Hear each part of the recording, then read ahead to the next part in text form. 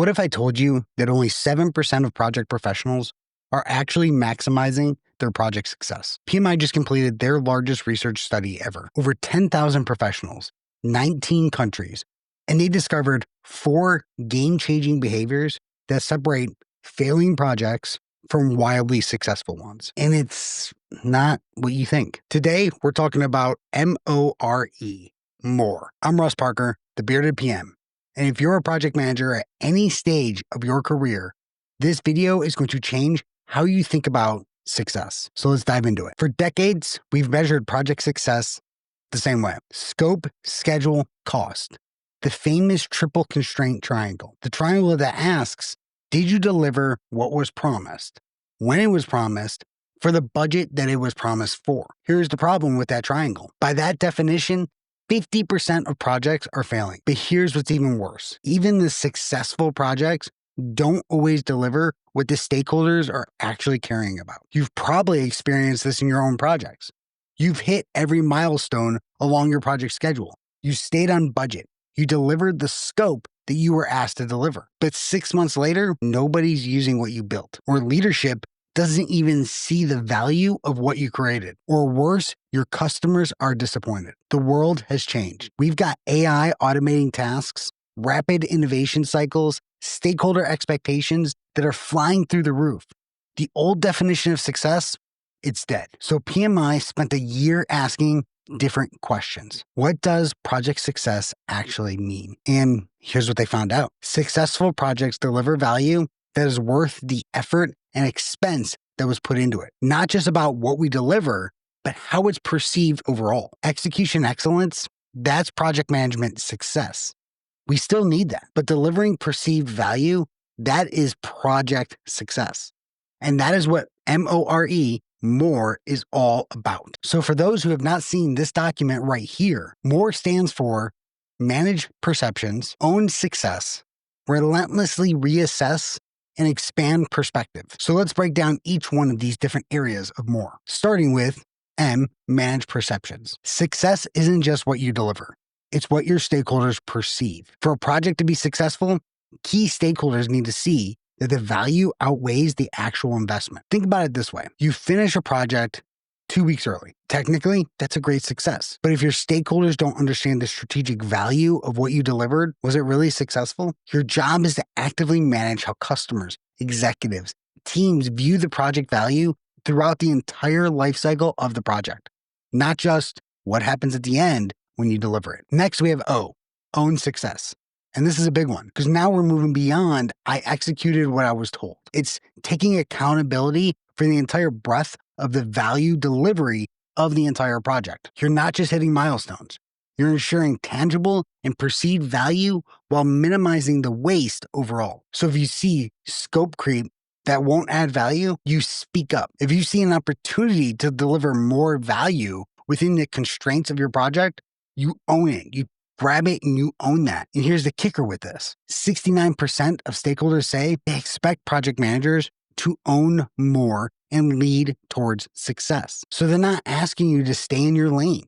They're asking you to drive the project towards delivering value. Then we have the R, relentlessly reassess. Change is inevitable in our projects. It's ongoing. Market shifts, priorities change, technology is going to evolve. Stakeholders need to shift. Their minds are going to change about something. Your project in turn needs to adapt. This means continuously reassessing value perception with your stakeholders and adjusting plans based on what matters right now, not what matters 6 months ago when you kicked off the project. And the research shows this clearly. When projects face the risk of failure, more aligned interventions worked better than execution-only fixes. And then last, we have E, expand your perspective. Projects don't exist in a vacuum. You need to ask, how does this fit into our enterprise level goals? What is the broader business objectives? What's the impact on the world? Think beyond just your project boundaries. Consider the organizational impacts, societal impacts, the environmental impacts of what you are actually doing. And expanding your perspective isn't just a nice to have. It is what is going to drive success later in your project. Now, let me show you why MORE isn't just a theory. It's proven. PMI measures success using something called the Net Project Success Score, or NPSS. And here's what happens when you apply M.O.R.E. M.O.R.E. If you apply 0 elements of M.O.R.E., you get an NPSS of 27. If you add 1 element of M.O.R.E., it jumps up to 69. That's a 42-point jump with just 1 element of M.O.R.E. If you add 2 elements, it goes to 78. 3 elements is 88. And if you add all 4 elements throughout the project consistently, you get a score of 94. That's a 67-point increase from 0 to actually using all 4 elements of 4. 67 points. But going back to what we talked about earlier, only 7% of project professionals are applying all 4 elements of M.O.R.E. consistently in their projects. So less than 1/3 apply any single element consistently. So what does M.O.R.E. look like in your actual day-to-day work? Well, let's go through a couple different scenarios of how you can actually apply this. First, we have the project kickoff. Traditional project management says, here's the scope, schedule, budget. This is what we're doing. A M.O.R.E. PM says, here's our vision for success, the value we're creating, and for whom we are creating it. And here's how we'll measure if we're actually delivering the value throughout the project. And here's how it aligns to our enterprise strategy. Do you see the difference between those two? Straight up, like between traditional and a M.O.R.E. project manager? If not, let's try it here in scenario 2.